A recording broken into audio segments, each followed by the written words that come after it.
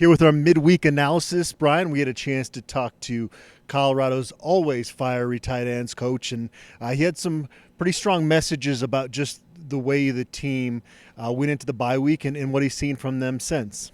Yeah, and really kind of the message we've seen from Coach Prime is that, hey, we didn't play four full quarters of football, and it's time to get back at it and figure that out. And so, they've got to get on. I mean, this was, and Michael Harrison talked to us as well, and he actually, I thought he was pretty candid in saying they thought that Stanford game was a really good opportunity to do that and play two really good halves, and they didn't get it done. And so they missed a golden opportunity there, and they know it. And I think that's kind of, to me, like that's kind of the message and the theme to this team this week is that they know they kind of blew an opportunity against Stanford, and they want to try to get it back.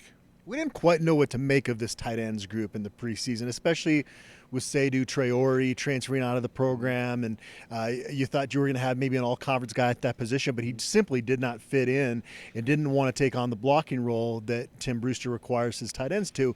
And here you have this converted receiver, Michael Harrison, that just decides he's going to do all the dirty stuff and also be a really consistent pass catcher for this team. Credit to Coach Brewster for not only finding that talent on the roster and for having one of the better players surprisingly. Yeah, and I thought one of the surprising things of the Stanford game was that for the first time all year they didn't throw to him. I mean, they targeted him one time. That was the first time all season he didn't have a catch.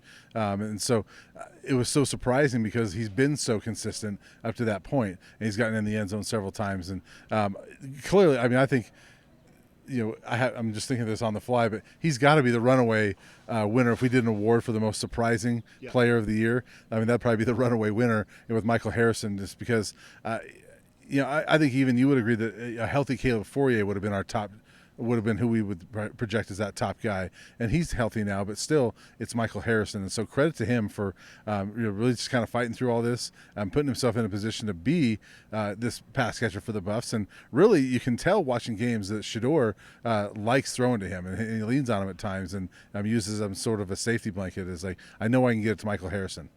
We've actually talked a lot about Caleb Fourier during his time here, and it's been recapping his injury history. Yeah. Finally, he has kind of a breakthrough moment with the 2-point conversion against Stanford, a play where I don't know, if most guys would have been able to get in the end zone. He showed some real fight to score those 2 points.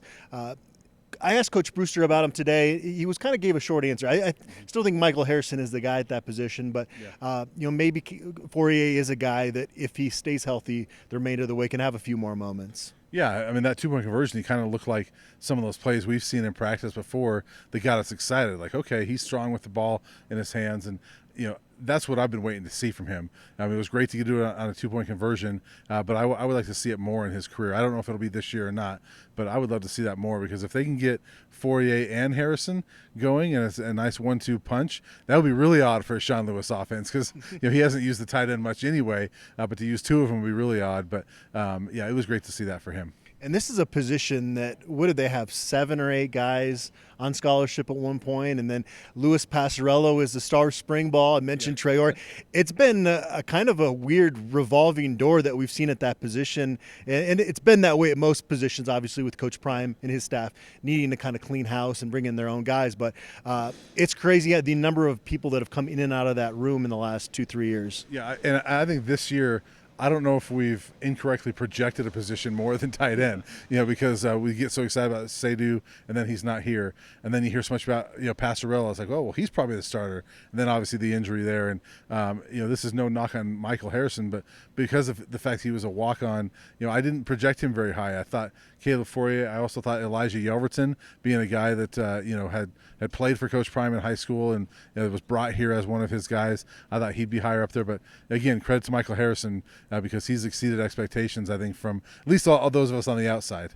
Yeah, and the credit to him is that he does not look like a walk-on out there. Right, yeah. Some of the yards that Michael Harrison has gotten this year have been tough yards that he's worked to get. So I've been really impressed with him. One guy we didn't talk about after Coach Prime's presser is Savion Washington. This could be a big piece to get back on offense at right tackle. It sounds most likely that he's going to play this week, but they haven't come out and said definitively. So I guess that'll be a guy we keep an eye on pregame. Yeah, and I think you asked the question the other day, and initially I thought the answer that Coach Prime gave said that he was going to be back, but then you listen to the full answer, like, well, will he be back? We don't know yet. But clearly this offensive line has given up a lot of sacks. But and you and I have talked about the Pro Football Focus as far as like their rankings for offensive line. We take them with a grain of salt. But if you look at those, he's the one tackle this year that has not given up a sack, according to Pro Football Focus. And so you would love to have him back in there, especially this week because UCLA gets after the quarterback, and they've got a ton of guys on the edge that can get after the quarterback. And so it would be good to have him back in there. Now, I thought Kareem Harden did a good job, playing for him. I thought Reggie Young did an admirable job when he was in there. But Savion Washington is clearly the guy you want there. Yeah, he was one of the guys when we walked into the first open spring practice that stood out just in terms of how big he is coming in from Kent State. And, yeah, he's been as advertised. And when you hear Coach Prime talk about certain guys, and we hear that during the bye week he asked the assistant coaches, give me an updated assessment of all these guys because we want to know if they're in our plans for the future. You can tell that Savion Washington, with not only his play but just the care that he showed. And Coach Prime has mentioned the fact that when he got pulled out of the game with the ankle injury, it meant so much to him. And so he's a guy that Coach Prime mentioned as a future pro, and I think one more year here at Colorado, he will be a guy that's mentioned as an NFL draft pick. Yeah, and it's clear in listening to Coach Prime, especially after that Stanford game and then the other day, earlier this week, and that if you're showing that passion, that love for the game, that means a lot to Coach Prime. And, when Savion Washington shows that on the sideline, and I'm sure he's shown it before, that means a lot to Coach Prime. He wants those guys on the field. And, Savion, going back to when you mentioned spring ball, they didn't have the numbers back then, but he was one of those guys like, yep, you knew who that was. And, there was times you would watch the videos and you'd have to try to, well, is that body type more Xavier Weaver or whoever, but like it was clearly when you saw that, like, oh yeah, that's Savion Washington because there's only one body type like that. And so he's a guy that stands out. And, I agree with you. I think another year for him and he could be an NFL type of player. All right, we'll be back tomorrow as we preview Colorado's upcoming game at the Rose Bowl.